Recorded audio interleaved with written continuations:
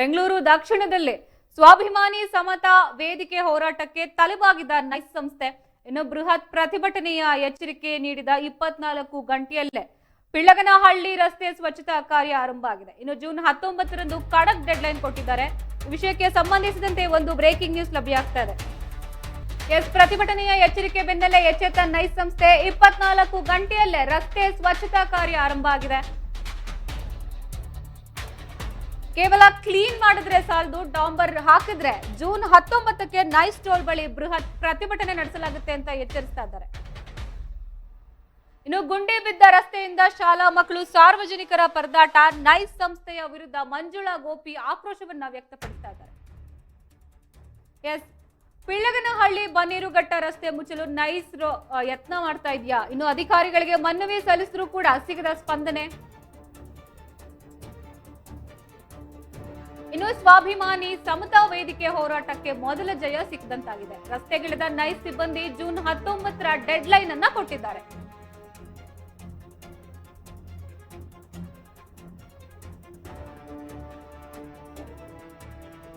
ಬೆಂಗಳೂರು ದಕ್ಷಿಣ ವಿಧಾನಸಭಾ ಕ್ಷೇತ್ರದ ಪಿಳ್ಳಗನಹಳ್ಳಿ ಗ್ರಾಮದಿಂದ ಬನ್ನೇರುಘಟ್ಟ ರಸ್ತೆಗೆ ಸಂಪರ್ಕ ಕಲ್ಪಿಸುವ ರಸ್ತೆಯನ್ನ ಸರಿಪಡಿಸದೆ ಮುಚ್ಚಿ ಹಾಕಲು ನೈಸ್ ಸಂಸ್ಥೆ ಯತ್ನಿಸ್ತಾ ಇದೆ ಎಂದು ಆರೋಪಿಸಿ ಸ್ವಾಭಿಮಾನಿ ಸಮತಾ ವೇದಿಕೆ ತೀವ್ರ ಆಕ್ರೋಶವನ್ನ ವ್ಯಕ್ತಪಡಿಸ್ತಾ ಇದೆ. ಈ ಜ್ವಲಂತ ರಸ್ತೆಯಲ್ಲಿ ಬಿದ್ದಿರುವ ಬೃಹತ್ ಗುಂಡಿಗಳಿಂದಾಗಿ ಮಳೆ ಬಂದ್ರೆ ಶಾಲಾ ವಿದ್ಯಾರ್ಥಿಗಳು, ಮಹಿಳೆಯರು ಹಾಗೂ ಸಾರ್ವಜನಿಕರು ಓಡಾಡಲು ನಿತ್ಯ ನರಕ ಯಾತನೆಯನ್ನ ಅನುಭವಿಸ್ತಾ ಇದ್ದಾರೆ. ಇನ್ನು ಈ ಕುರಿತು ಬಿಬಿಎಂಪಿ ಜಿಲ್ಲಾಧಿಕಾರಿಗಳು ಹಾಗೂ ನೈಸ್ ಸಂಸ್ಥೆಗೆ ಸಾಕಷ್ಟು ಬಾರಿ ಮನವಿಯನ್ನ ಮಾಡಿದ್ರು ಕೂಡ ಕ್ಯಾರೆ ಅಂತ ಇಲ್ಲ ಅಂತ ಆಕ್ರೋಶವನ್ನ ವ್ಯಕ್ತಪಡಿಸ್ತಾ ಇದ್ದಾರೆ. ಇನ್ನು ಇದರಿಂದ ಕೆರಳಿದ ವೇದಿಕೆಯ ಸಂಸ್ಥಾಪಕ ರಾಜ್ಯಾಧ್ಯಕ್ಷರಾದ ಮಂಜುಳಾ ಗೋಪಿ ಅವರು ಜೂನ್ 19ರಂದು ಬೆಳಗ್ಗೆ 11 ಗಂಟೆಗೆ ಬನ್ನೇರುಘಟ್ಟ ನೈಸ್ ಟೋಲ್ ಬಳಿ ಬೃಹತ್ ಪ್ರತಿಭಟನೆ ಅಧಿಕೃತಕ್ಕೆ ಕರೆ ನೀಡಿದ್ರು. ಇನ್ನು ಪ್ರತಿಭಟನೆಯ ಕರೆಯನ್ನ ನೀಡಿದ ಕೇವಲ 24 ಗಂಟೆಯಲ್ಲೇ ಎಚ್ಚೆತ್ತ ನೈಸ್ ಸಂಸ್ಥೆಯ ಸಿಬ್ಬಂದಿಗಳು ರಸ್ತೆಯ ಸ್ವಚ್ಛತಾ ಕಾರ್ಯವನ್ನ ತ್ವರಿತವಾಗಿ ಪ್ರಾರಂಭಿಸಿದ್ದಾರೆ.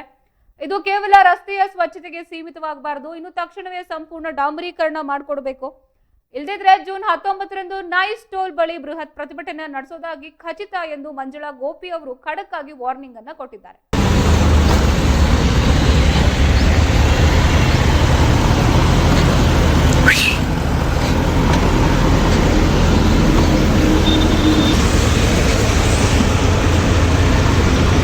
ಈ ವಿಷಯಕ್ಕೆ ಸಂಬಂಧ ಹೆಚ್ಚಿನ ಮಾಹಿತಿ ಕೊಡೋಕೆ ನಮ್ಮ ಸ್ಥಳೀಯ ವರದಿಗಾರರಾದಂತಹ ಚಂದ್ರು ಅವರು ನಮ್ಮ ಜೊತೆ ದೂರವಾಣಿ ಸಂಪರ್ಕದಲ್ಲಿದ್ದಾರೆ.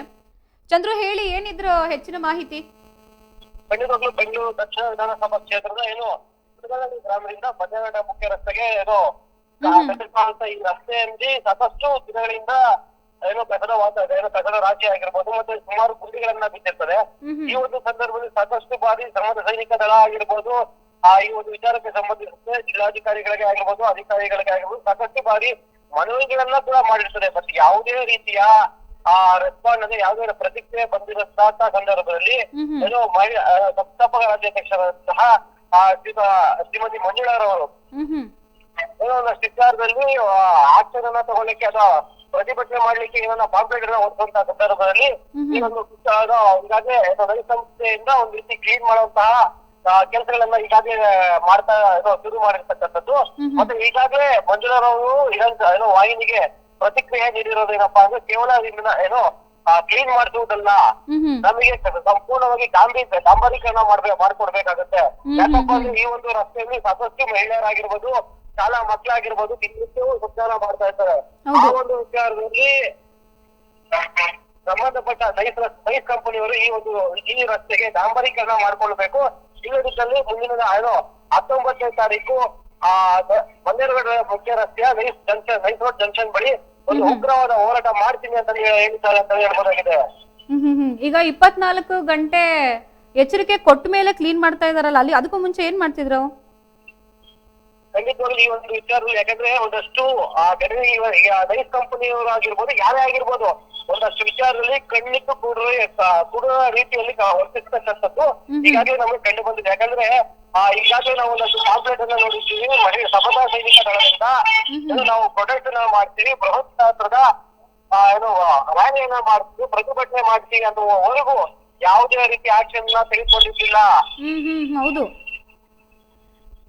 ಬಟ್ ಈಗ ಏನು ಪ್ರತಿಭಟನೆ ಮಾಡುತ್ತೀವಿ ಅಂತ ಹೇಳುವಂತ ಸಂದರ್ಭದಲ್ಲಿ ಈ ಒಂದು ಎಸ್ ತಮ್ಮೆಲ್ಲ ಮಾಹಿತಿಗೆ ಧನ್ಯವಾದಗಳು ಚಂದ್ರು.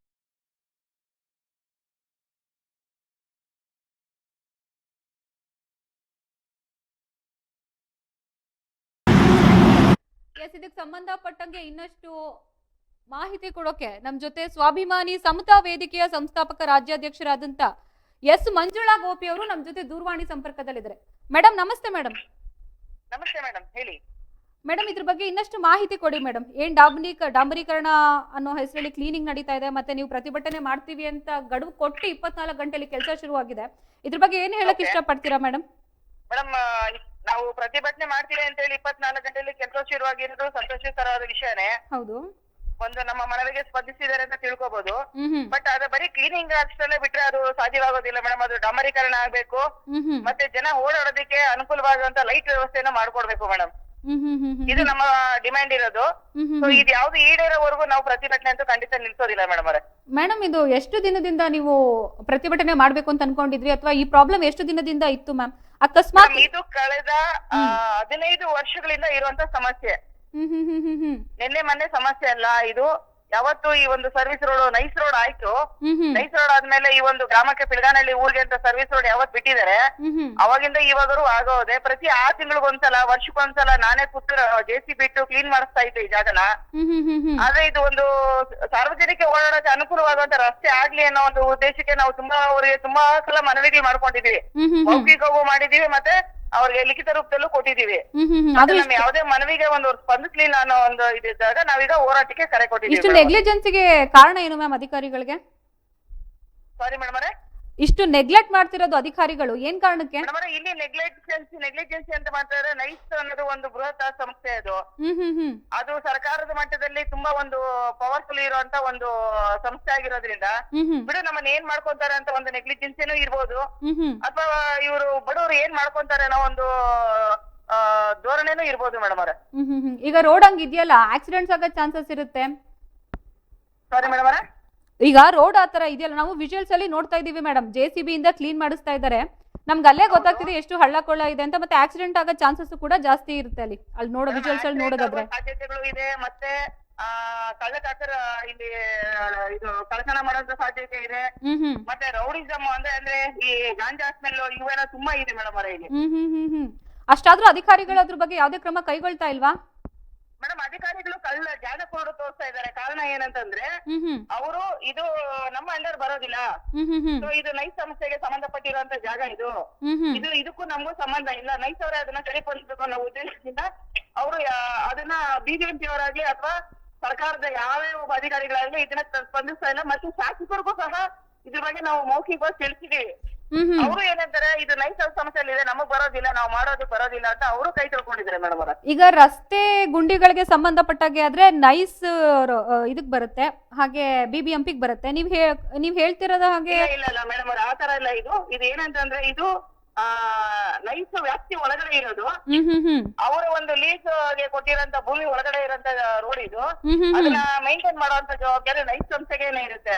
ಒಂದು ವೇಳೆ ಅವರು ನಮಗೆ ಮೈಂಟೈನ್ ಮಾಡಕ್ ಆಗೋದಿಲ್ಲ ಅಂತ ಹೇಳಿ BBMP ಹಸ್ತಾಂತರ ಮಾಡಿದ್ರೆ ನಾವು BBMP ಅಧಿಕಾರಿಗಳ ಹತ್ರ ಇದನ್ನ ರೋಡ್ ಸರಿಪಡಿಸ್ಕೊಳ್ಳೋದಕ್ಕೆ ನಾವು ಅವ್ರನ್ನ ಎಚ್ಚರಿಕೆ ಮಾಡುವಂತ ಕೆಲಸ ಮಾಡಬಹುದು. ಹಾಗಾದ್ರೆ ಇಷ್ಟು ವರ್ಷದಿಂದ 15 ವರ್ಷದಿಂದ ಯಾವ ಕಡೆಯಿಂದನೂ ಸರಿಯಾಗುವಂತ ಇದು ಕಂಡಿರ್ಲಿಲ್ಲ?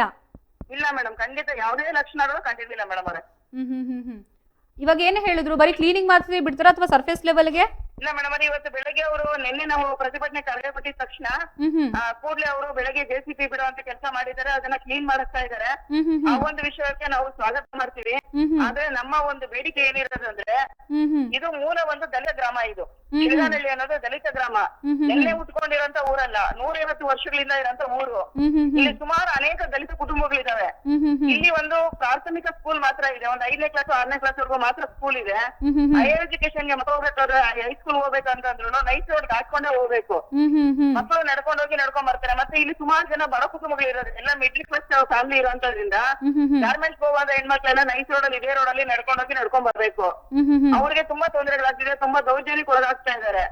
ನಮ್ಮ ಒಂದು ಬೇಡಿಕೆ ಏನಂತಂದ್ರೆ, ಅವ್ರದ್ದು ಆಸ್ತಿ ವಿಚಾರಗಳಾಗಿರ್ಬೋದು, ಅಥವಾ ಕೇಸ್ ವಿಚಾರಗಳಾಗಿರ್ಬೋದು, ಅಥವಾ ಬೇರೆ ಏನೇ ವಿಚಾರಗಳಾಗಿರ್ಬೋದು, ಅವ್ರದ್ದು ಏನಿದೆಯೋ ಅದಕ್ಕೂ ನಮಗೂ ಸಂಬಂಧ ಇಲ್ಲ. ನಾವು ಸಾರ್ವಜನಿಕವಾಗಿ ಹೋರಾಟ ಮಾಡ್ತಾ ಇರೋದೇನಂದ್ರೆ, ರಸ್ತೆ ಸರಿಪಡಿಸ್ಕೊಡಿ, ಸಾರ್ವಜನಿಕರು ಹೋಗೋಕೆ ಅನುಕೂಲ ಮಾಡ್ಕೊಡಿ. ಒಂದು ಸಾರಿಗೆ ವ್ಯವಸ್ಥೆ ಒಳಗಡೆ ಬಂದು ಹೋಗಂತ ಆಗ್ಲಿ, ಯಾಕಂದ್ರೆ ಮೇನ್ ರೋಡ್ ಇಂದ ಒಳಗಡೆಗೆ 1.5 ಕಿಲೋಮೀಟರ್ ಒಳಗಡೆ ಇದೆ. 6 ಗಂಟೆ ಮೇಲೆ ಈ ರೋಡ್ ಅಲ್ಲಿ ಯಾವುದೇ ಕಾರಣಕ್ಕೂ ಓಡಾಡಕ್ ಆಗೋದಿಲ್ಲ. ಬೀದಿ ದೀಪದ ವ್ಯವಸ್ಥೆ ಇದೆಯಾ ಮೇಡಮ್? ಸೊ ಆ ಒಂದು ಉದ್ದೇಶದಿಂದ ನಮ್ಗೆ ಒಂದು ಸಾರಿಗೆ ವ್ಯವಸ್ಥೆ ಬಂದು ಹೋಗಂತ ಆದ್ರೆ ಮುಂದಿನ ದಿನಗಳಲ್ಲಿ ಈ ಅವ್ರದ್ದು ಏನು ಸಮಸ್ಯೆಗಳಿದೆ ಬಗೆಹರಿದ ಮೇಲೆ ಅದು ಶಾಶ್ವತವಾಗಿ ರೆಡಿ ಮಾಡ್ಕೊಡ್ಲಿ. ಈಗ ತಾತ್ಕಾಲಿಕವಾಗಿ ನಮ್ಗೆ ತಾರ್ ಹಾಕಿ ಡಾಮರೀಕರಣ ಹಾಕಿ ರೋಡ್ ರೆಡಿ ಮಾಡ್ಕೊಳ್ಳಿ ಅನ್ನೋದು ನಮ್ಮ ಉದ್ದೇಶ ಮೇಡಮ್. ಅಲ್ಲಿ ಮೇನ್ ರೋಡ್ ಇಂದ ಊರು ಒಳಗಡೆ ಹೋಗಕ್ಕೆ 1.5 ಕಿಲೋಮೀಟರ್ ಅಂದ್ರಲ್ಲ ಮ್ಯಾಮ್, ಅಲ್ಲಿ ಲೈಟ್ ವ್ಯವಸ್ಥೆ ಇದೆಯಾ ಮ್ಯಾಮ್? ಬೀದಿ ದೀಪದ ವ್ಯವಸ್ಥೆ ಇದೆಯಾ? ಬೀದಿ ದೀಪದ ವ್ಯವಸ್ಥೆ ಇಲ್ಲ ಮೇಡಮ್. ತುಂಬಾ ಕಗ್ಗತ್ಲಾಗೋಗುತ್ತೆ ಸಾಯಂಕಾಲ 6 ಗಂಟೆ ಆದ್ರೆ ಇಲ್ಲಿ. ಇಷ್ಟೆಲ್ಲ ಇದ್ರು ಅಧಿಕಾರಿಗಳು ಯಾವುದೇ ತರ ಕ್ರಮ ಕೈಗೊಳ್ತಾ ಇಲ್ಲ. ಇದ್ರ ಬಗ್ಗೆ ಸ್ಥಳೀಯರು ಏನಂತ ಹೇಳ್ತಾರೆ ಮೇಡಮ್? ಈ ರೋಡ್ ಗುಂಡಿಗಳು ಮತ್ತೆ ಲೈಟ್ ಇಲ್ಲ.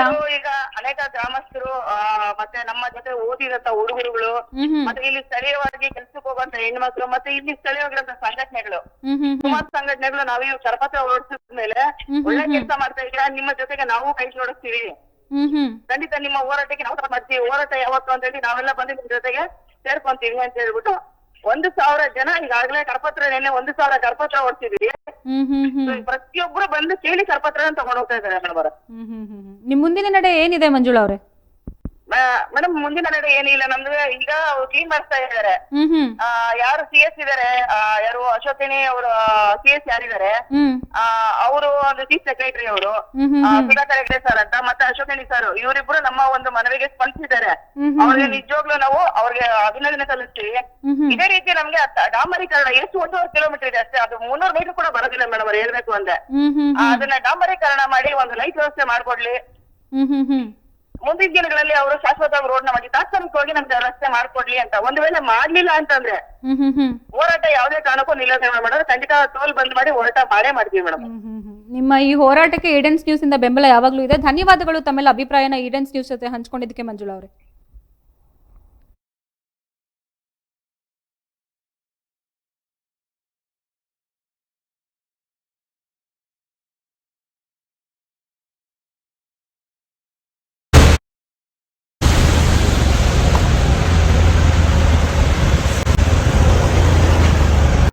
ಜೈ ಭೀಮ್ ಬಂಧುಗಳೇ, ಇವತ್ತು ನಾವು ಈ ಒಂದು ಯಾವ ಜಾಗದಲ್ಲಿ ನಿಂತಿದ್ದೀವಿ ಅಂದರೆ ನೈಸ್ ರೋಡಲ್ಲಿ ನಿಂತಿದ್ದೀವಿ. ಅಂದರೆ ನೈಸ್ ರೋಡದಿಂದ ಪಿಳಗಾನಹಳ್ಳಿಗೆ ಕೊಟ್ಟಿರೋವಂಥ ಒಂದು ಸರ್ವಿಸ್ ರೋಡಲ್ಲಿ.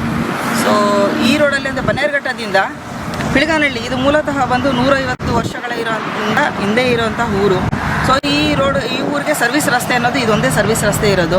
ಬೇರೆ ಕಡೆಯಿಂದ ಹೋಗ್ಬೇಕಾದ್ರೆ 2 ಕಿಲೋಮೀಟರ್ 1.5 ಕಿಲೋಮೀಟರ್ ಸುತ್ತಾಕೊಂಡು ಹೋಗಬೇಕಾಗುತ್ತೆ. ಮತ್ತು ಸಣ್ಣದಾದ ಕಿರಿದಾದ ರೋಡು, ಅಲ್ಲಿ ಹೆವಿ ವೆಹಿಕಲ್ಸ್ ಬರೋಕ್ಕಾಗಲ್ಲ. ಮತ್ತು ಯಾವುದೇ ಒಂದು ಸಾರಿಗೆ ವ್ಯವಸ್ಥೆ ಅಲ್ಲಿಂದ ನಮಗೆ ಪಿಳಗಾನಹಳ್ಳಿಗೆ ಇಲ್ಲ. ಈ ವಿಚಾರವಾಗಿ ಕಳೆದ ಸುಮಾರು ದಿವಸಗಳಿಂದ ನಾವು ನೈಸ್ ಸಂಸ್ಥೆಯವರಿಗೆ, BBMP ಅವರಿಗೆ, ಅಧಿಕಾರಿಗಳಿಗೆ, DC ಅವರಿಂದ ಎಲ್ಲರಿಗೂ ಮನವಿ ಕೊಟ್ಟಿದ್ವಿ. ಯಾವುದೇ ರೀತಿಯಾಗಿ ಒಂದು ಈ ರಸ್ತೆ ಸರಿಪಡಿಸಿರಲಿಲ್ಲ. ಸೊ ನಾವು ಮೊನ್ನೆ ಹೋರಾಟಕ್ಕೆ ನಾವು ಕರೆ ಕೊಟ್ಟಿದ ತಕ್ಷಣ ನಮ್ಮ ಯಾರು ಒಂದು CS ಯಾರಿದ್ದಾರೆ